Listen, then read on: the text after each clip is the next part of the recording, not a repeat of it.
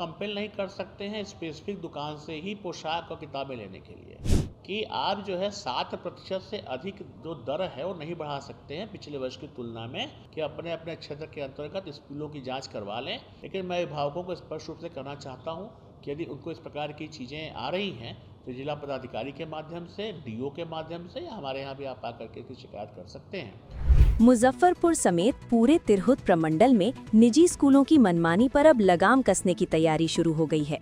प्रमंडलीय आयुक्त गिरिवर दयाल सिंह ने इस मुद्दे पर सख्त रुख अपनाते हुए सभी जिलाधिकारियों और शिक्षा विभाग के अधिकारियों को कड़े निर्देश जारी किए हैं। आयुक्त ने स्पष्ट किया है कि निजी विद्यालय अब मनमाने ढंग से फीस में वृद्धि नहीं कर सकेंगे। बिहार निजी विद्यालय शुल्क विनियमन अधिनियम 2019 के तहत फीस में सालाना अधिकतम 7% तक ही बढ़ोतरी की अनुमति होगी। इससे अधिक वृद्धि के लिए संबंधित समिति से मंजूरी लेना अनिवार्य होगा। इसके अलावा सभी निजी स्कूलों को अपनी पूरी फीस संरचना, जिसमें admission fees, tuition fees, development fees और अन्य शुल्क शामिल हैं, जिसे स्कूल की नोटिस बोर्ड और आधिकारिक वेबसाइट पर सार्वजनिक करना होगा ताकि अभिभावकों को पूरी जानकारी मिल सके। आयुक्त ने ये भी साफ कर दिया है कि कोई भी स्कूल अभिभावकों को किसी विशेष दुकान से किताब, यूनिफॉर्म या अन्य सामग्री खरीदने के लिए बाध्य नहीं कर सकता। ऐसा करने पर संबंधित स्कूल के खिलाफ सख्त कार्रवाई की जाएगी।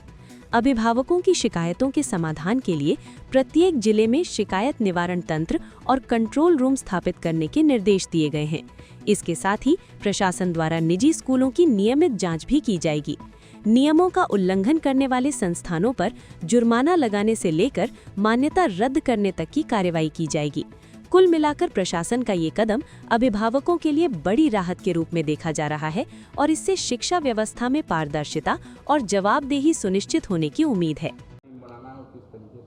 देखिए, उसमें चूँकि बहुत सारे मीडिया के माध्यम से और लोगों ने भी हमसे शिकायत की थी कि बहुत सारे निजी विद्यालय जो हैं वो जो अभिभावक हैं, जो कि अब नया शैक्षणिक सत्र स्टार्ट हो रहा है, तो उनसे कंपेल कर रहे हैं, उनको दबाव डाल रहे हैं कि किसी स्पेसिफिक दुकान से ही जो है किताबें ली जाए और जो है पोशाक ली जाए।